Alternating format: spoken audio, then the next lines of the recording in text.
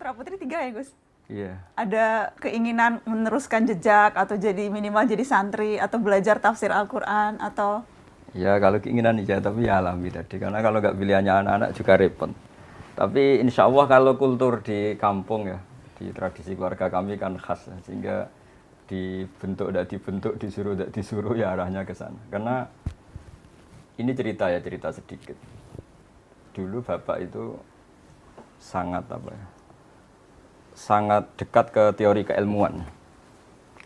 Ada seorang yang terlalu stakeng, terlalu keras pada anaknya, sehingga di rumahnya itu tidak ada TV, nggak ada motor.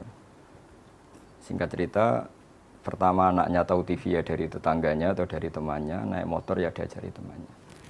Repotnya anak ini yang berjasa ini, mimman lam yusolli walam yasum, ya tidak sholat, tidak puasa. Sehingga cerita anaknya ini lebih terdikte ini daripada oleh orang tuanya.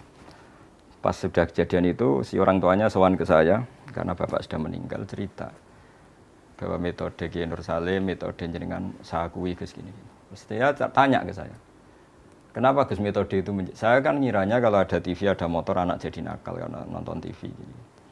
Terus saya bilang, al-insan abdul ihsan, manusia itu budaknya kebaikan.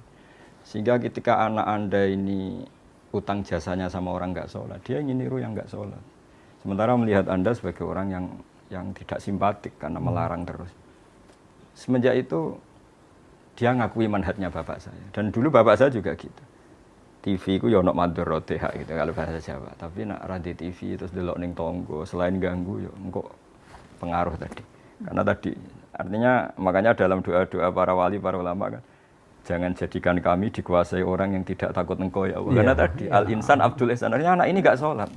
Enggak sholat, enggak puasa karena lebih utang jasa sama pertama yang meminjami motor, yang meskipun akhirnya alhamdulillah akhirnya bapaknya rubah terus anak ini jadi baik lagi. Tapi ini kan cerita manhaj betapa bahayanya terlalu stakeng, terlalu keras tadi. Jadi dari satu keilmuan al-insan abdul ihsan ya sudah kita harus ihsan sama anak-anak, sama siapapun. Insya Allah barokahnya itu lebih mudah berdakwah. Itu di hadis rahimallahu imra'an a'ana waladahu ala birri. Allah merahmati seorang yang membantu anaknya untuk jadi baik. Gimana? Jangan dia maki. Jangan dia bebani beban yang berat. Ya toh? Kalau tegur yang baik. Ya toh? Itu. Jadi ada hubungan akrab sehingga kalau dia mau curhat, dia curhat pada ibunya kalau perempuan. Dia curhat pada bapaknya, bukan curhat pada temannya. Ya, pada temannya ya. Karena itu bersahabat. Ya, kamu kan curhatnya sama mami kan? Ya, Nana curhatnya apa marahnya? Jengkelnya mungkin ya. Abi Gus, ini kita jawab pertanyaan netizen ya. Soalnya kita udah janji. Ini dari Alfi Mai. Mungkin dijawabnya singkat-singkat aja kalau bisa. Gimana sih Abi dan Gus cara istiqomah untuk menghafal Al-Quran? Ya karena kalau keyakinan saya, keyakinan semua orang kalau sudah hafal lupa itu dosa. Pertama karena takut dosa. Tapi setelah ke kelas tertentu, makom tertentu memang asik, punya hafalan itu asik. Jadi kalau dulu mungkin karena takut tadi ya nisyanul ayat atau Quran itu lupa itu dosa. Tapi lama-lama memang karena asik. Karena asik. Ya saya kira saya benar itu. Asik, ada kenyamanan tersendiri itu ya. Apalagi kalau ngerti. Karena itu sangat membantu dalam menghafal, menghubungkan ini tadi ceritanya ini begini. Jadi sebenarnya sangat mudah hafal itu, tapi sangat mudah lupa.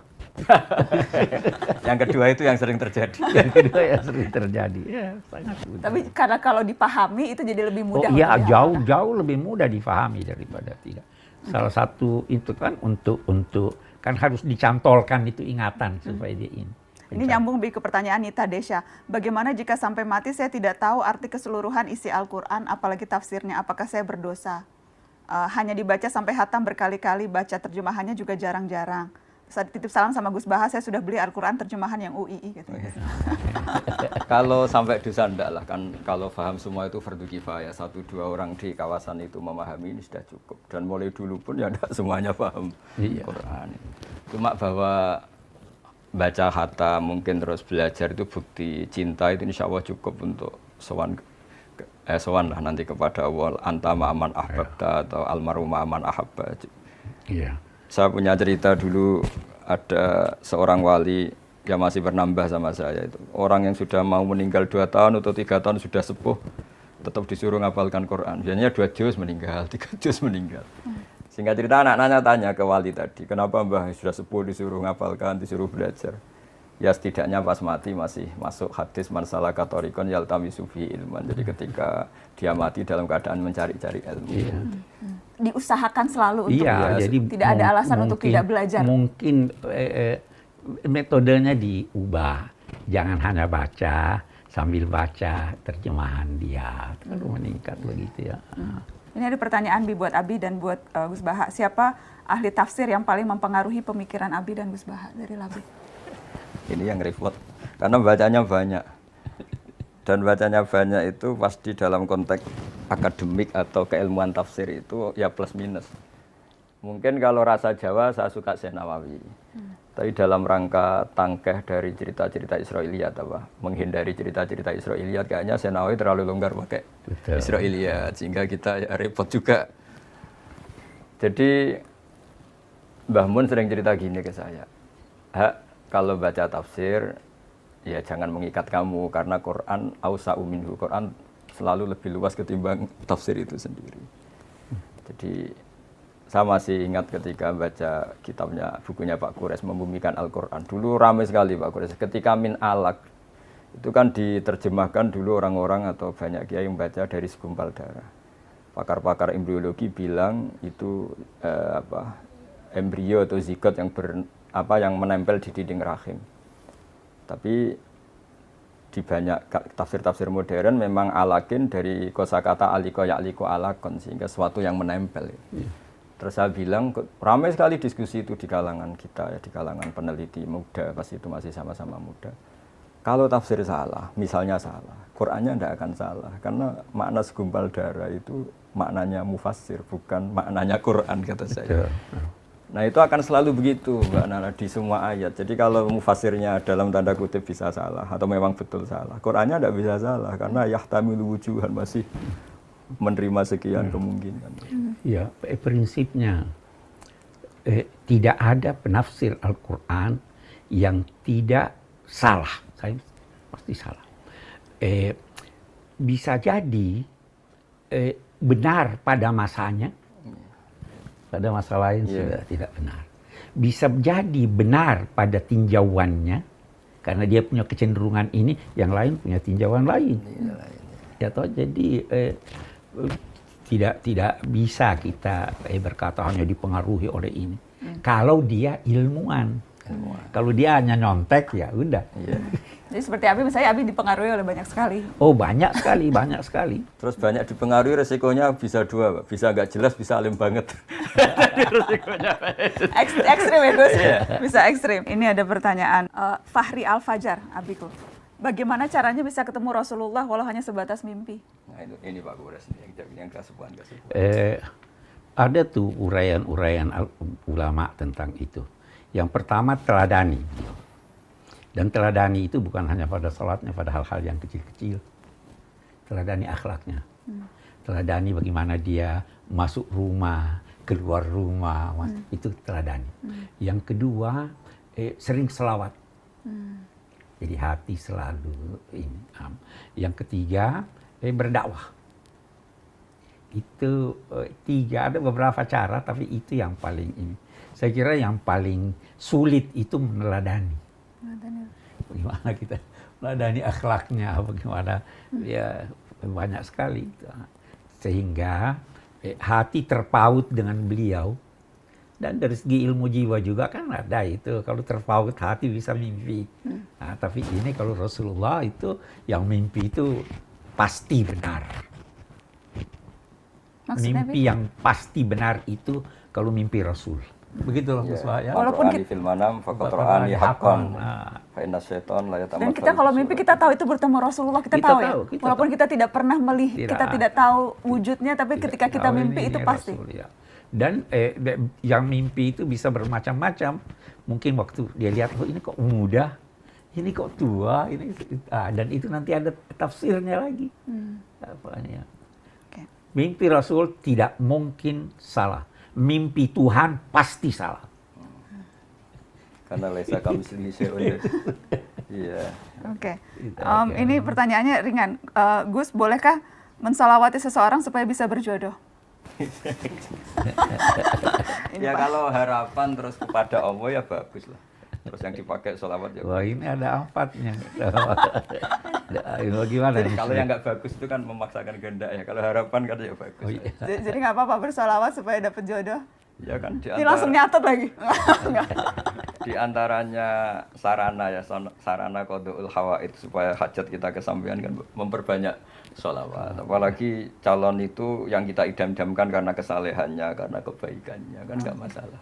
Yang penting banyak bersolawat. Oke. Dari Hanum, Assalamualaikum Mbak Nana, tolong tanyakan Gus Baha, kapan mau punya akun Instagram? Masuk kalah sama Abi Quraisy. Nah, itu. Abi juga akun Instagramnya. Kadang saya sih yang suka update akun Instagram Abi. Tapi Abi baca ya, Abi baca, Abi ngikutin. Dulu Abi Twitteran, sekarang udah nggak sempet. Tapi Abi tetap up to Ya date. jawabannya kapan-kapan atau memang nggak ingin. Karena tadi saya kan sibuk di rumah itu kan banyak yang ngaji tahfidz itu. Jadi membayangkan santri seneng ikut seneng, kalau kesulitan ngaji ikut. Ya pokoknya alihima anitum lah, kalau melihat santri susah belajar ya kita ikut susah. Betul. Jadi itu udah nyita waktu. Kalau WA aja nggak ada ya Gus, apalagi Nggak ada, Instagram. ya, nggak Ini titip tanya, siapa Kang Ruhin dan Kang Mustafa yang sering disebut-sebut oleh Gus Baha? Dalam setiap dakwah jika mencontohkan A atau B kan selalu pakai nama Ruhin dan Mustafa. Siapa itu Gus? Itu orang beneran atau? Orang beneran. Jadi saya itu kaji kan, saya itu termasuk orang yang menghindari diundang acara-acara publik, kecuali pernah sepuh atau guru.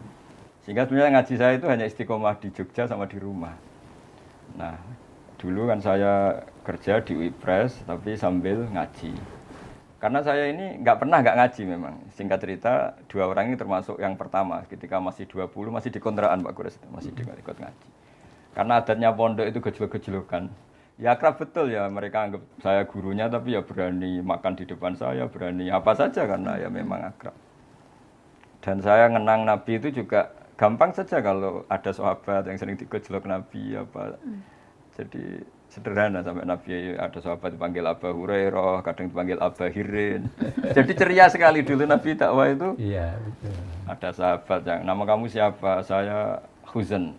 Ndak bal anta sahal gitu kan. Jadi yang digenti-genti namanya apa. Gampang sekali.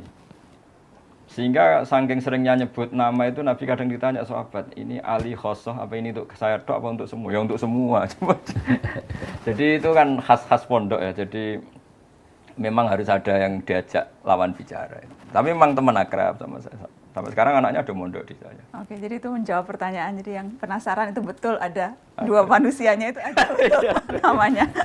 Oke, saya mau kasih kesempatan ke cucu-cucu ponakan. Gimana Izzat? Gimana? Ada yang mau tanya ke Gus Baha, mau tanya ke kalau ke Habib udah sering, cuma nggak apa-apa bisa nanya ke Habib juga karena ini syihab-syihab spesial. Tapi kalau Izzat mau tanya apa Izzat? Jadi bagaimana kita bisa melatih diri agar akhlak kita lebih kuat, terutama kan kita semua kuliah di luar dan mungkin di negara-negara beda value atau nilai-nilainya juga berbeda.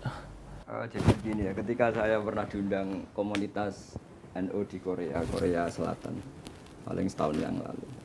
Saya itu dulu Mbak Najwa kalau baca doa Rabbana lakal hamdu mil'us samawati wa mil'ul ardi. Ya Allah, Engkau dipuji di semuanya alam Engkau, baik di langit maupun bumi. Saya berpikir lalu pujian yang di bumi ateis atau bumi komunis gimana gitu. Tapi setelah saya di Korea, ternyata banyak tenaga kerja dari berbagai negara yang bikin masjid, yang sujud. Begitu juga saya sering punya teman yang kuliah di Inggris, di Jerman, mereka juga cerita masih ngaji saya lewat internet, lewat YouTube. Nah dengan tradisi ilmu yang benar, akidah yang benar, hadihi ardullah misalnya, ini bumi Allah. Sehingga utang jasa Anda hanya kepada Allah. Ini air juga ciptaan Allah. Sehingga utang jasa kita ya sama Allah. Sehingga dengan demikian Meskipun ada negara yang tatanannya bagus, yang seakan-akan lebih baik timbang Indonesia, itu tidak mendikte kita karena kita pertama merasa utang jasa sama Allah, bukan ada yang lain gitu. Karena bumi yang kita injak milik Allah, air yang kita minum milik Allah. Nah, bahwa orang melupakan Allah karena tadi berpikirnya sudah sangat melenceng ya, dikira itu negara baik tertib, kemudian jasanya manusia itu.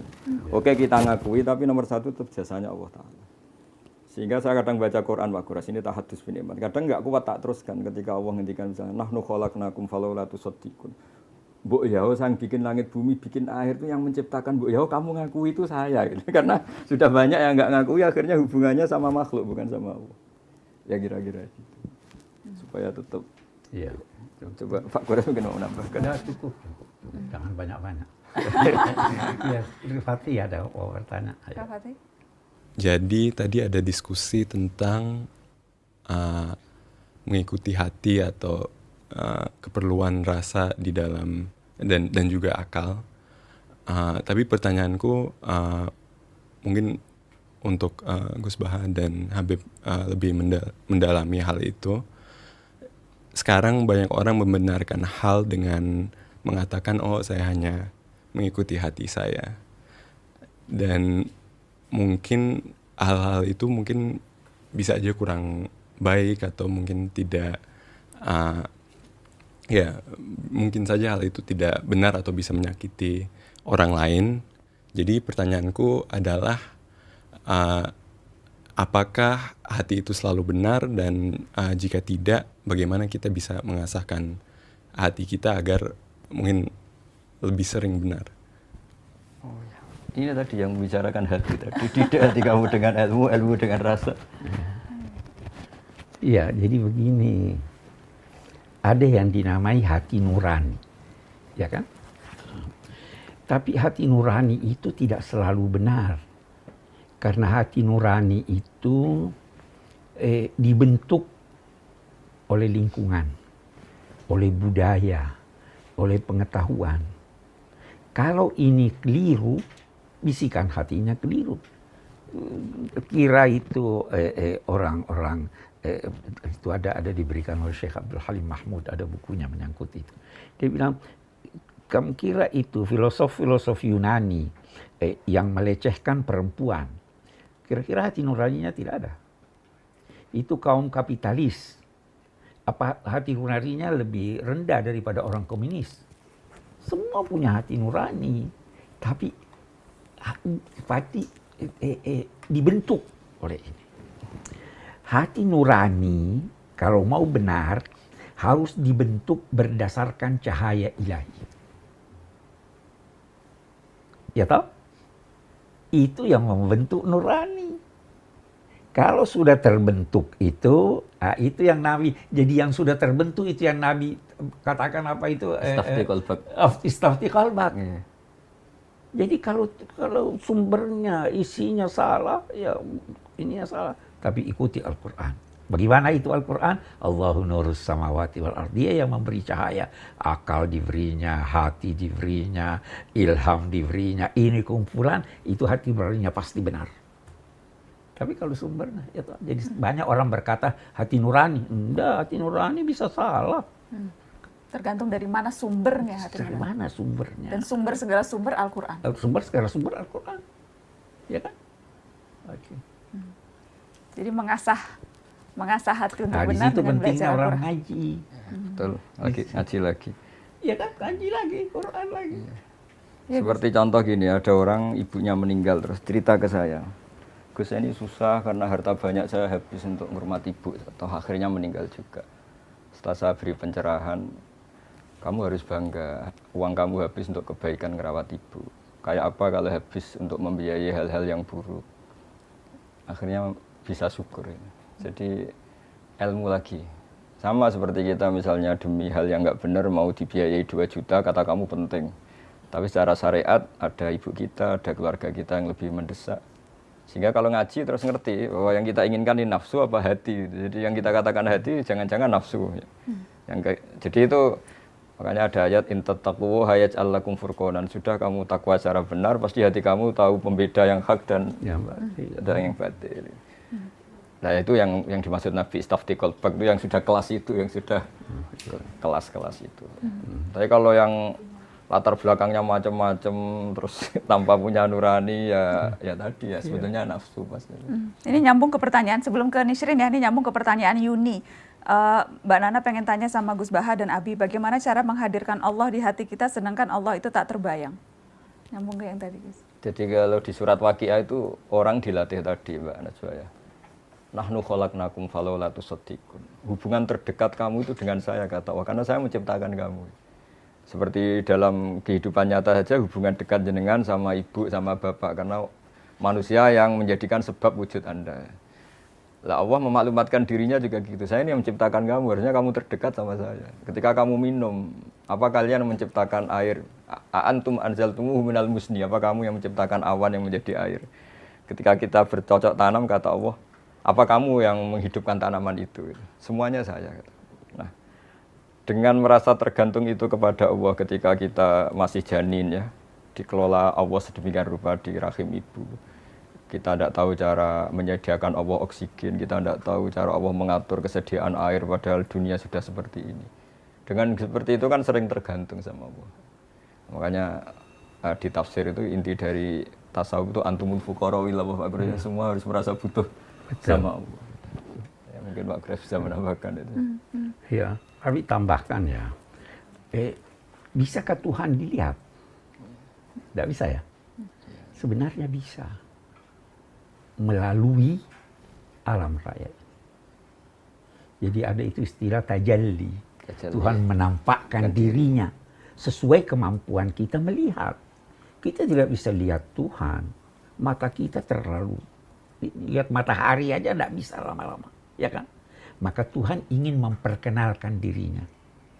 Dia ciptakan alam raya itu tadi yang dibilang khalaqtul khalqa liya'rifuni. Apa? Lihat. Kenapa ada ini? Kenapa ada itu? Tidak mungkin itu ada kalau tidak ada yang mengadakan. Maka lahir, oh ini dia hebat ini. Kok bisa begini, bisa begini, bisa begini. Jadi karena itu dalam konteks mengingat ada yang dinamai jangkar. Jangkar emosi, jangkar ingatan. Itu lihat itu foto. Itu yang di atas. Lihat itu terus ingat ayah. Ya, betul. Jangkar untuk kita ingat. Kenapa kita pasang ayat-ayat Quran di rumah? Itu jangkar. Ya toh?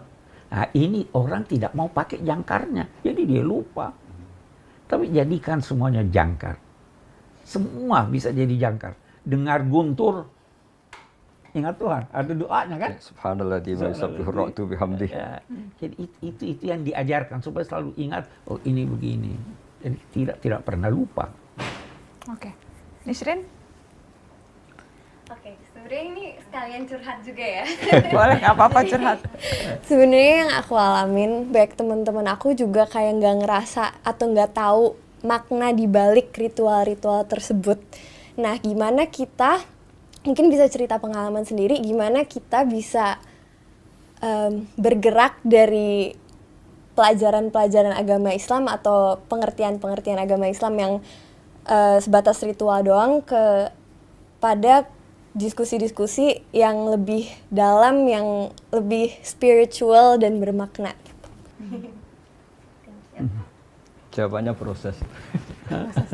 Ya semuanya itu proses. Dulu saya juga sering ditanya anak-anak SMA, ketika di Jogja sering ditanya anak-anak kuliah, gimana Gus kalau sholat supaya ingat Allah? Terus padahal saya tidak paham lafaz-lafaz itu, kalimat-kalimat itu maknanya apa. Ya saya jawab, setidaknya kamu dengan sujud tahulah harus tunduk kepada siapa, pada zat yang maha besar, Allahu Akbar. Jadi kalau kaidah di kitab usul fikih la yudraku kulluh la yudraku kulluh, kalau tidak bisa semua secara total ya sebagian-sebagiannya kita tahulah. Misalnya makna-makna ayat Quran susah, ya Allah Akbar, Allah maha besar. Ketika sujud implementasi dari ketundukan seorang hamba kepada Allah. Terus ada yang sedang punya banyak masalah, sebesar-besar masalah kita masih besar ampunan Allah, rahmat Allah. Kalau kita sudah berusaha mencari calon istri tapi belum berhasil, dapat putus, apakah tandanya kita harus pasrah, Gus? Harusnya mulai usaha juga sudah sambil pasrah. Dari awal harus sudah pasrah. Iya. Ini mesakno Gus, ini belum dapat putus. Coba tolong ditengahkan. Kalau saya dukun sih terus tak kasih aji-aji, berhubung saya ada dukun ya. Nasihatnya ya sabar aja sambil berusaha. Oh, itu terus Saya mau jawab singkat. Kalau Anda mau pasangan laki-laki bagi perempuan, perempuan bagi laki-laki yang sempurna, kawinnya di sorga. Di dunia ini tidak ada yang tidak berkekurangan. Jadi itu pilihlah. Ada pilihan, pilihlah yang agamanya baik. Oke. Setelah itu nanti pilih yang lainnya kan fasfar bizatidin tariwat yadak. Oke. Jadi jangan mencari yang sempurna. Jangan mencari yang Tetap sempurna. usaha. Tidak mungkin dapat yang sempurna. Semua ada kekurangannya. Yang sempurna lamunan saja. Iya. Lamunan saja. Di lamunan. Nisrin, jangan cari yang sempurna. Ini nggak apa-apa ya para jomblo, kita jawab ya supaya tenang hatinya. Dari Musbir, bagaimana cara ta'aruf yang benar menurut syariat agama, Gus? Ya yang nggak ada pelanggaran syariat jawabannya. Simpel, jangan melanggar syariat. Itu cara ta'aruf yang benar. Tapi dekat, berkenalan, mencari tahu itu masih oke kan, Gus? Ya pokoknya kalau masih dalam proses yang baik dan untuk hal yang baik itu kan masih ditoleransi oleh syariat. Iya. Terus tidak Ya huluwah. kunjungi rumahnya, kenalan sama orang tuanya. Kan pantangannya tuh huluwah Pak Gores ya. Iya. Jadi sama-sama keluarga. Jangan beli kucing dalam karung. Harus kenal. Harus kenal. Nabi suruh kenal. Dulu merasa cukup dengan melihat. Sekarang tidak. Harus dengar suaranya gimana. Ya kan? Ya, oke. Oke, jadi tetap harus kenal gitu ya. Oke, ini ada lagi kita kumpulkan nih yang jomblo-jomblo biar sekalian. Mana nih satu lagi tadi sebentar. Oh enggak, ini bukan soal jomblo tapi ini juga netizen secara umum. Dari Lestari mau bertanya dong, Mbak Nana, mohon pendapatnya kalau kita menjadi fans yang ngefans banget sama idola atau menjadi fans seperti K-pop yang sangat fanatik, itu sebetulnya tidak apa-apa atau sebaiknya jangan kalau kita mengidolakan sesuatu sampai fanatik luar biasa. Ya pasti jawabannya jangan. Kalau apa-apa berlebihan pasti tidak baik. Karena nanti resikonya gampang kecewa. Oke, jadi segala sesuatu yang berlebihan itu tidak baik, termasuk berlebihan, ngefans berlebihan itu juga baik. Iya, itu dari dulu begitu. Ada orang-orang yang terlalu ngefans pada Nabi, sampai pada Nabi. Begitu ada berita Nabi meninggal, dia murtad. Iya, karena berlebihan. Karena berlebihan. Jangan menilai sesuatu karena ada unsur materi. Jangan menilai sesuatu karena orangnya. Nilailah sesuatu itu berkat substansi yang ada padanya. Iya kan? Oh itu dia yang bilang begini, ulama ini, profesor ini. Belum tentu benar. Ya toh, jadi.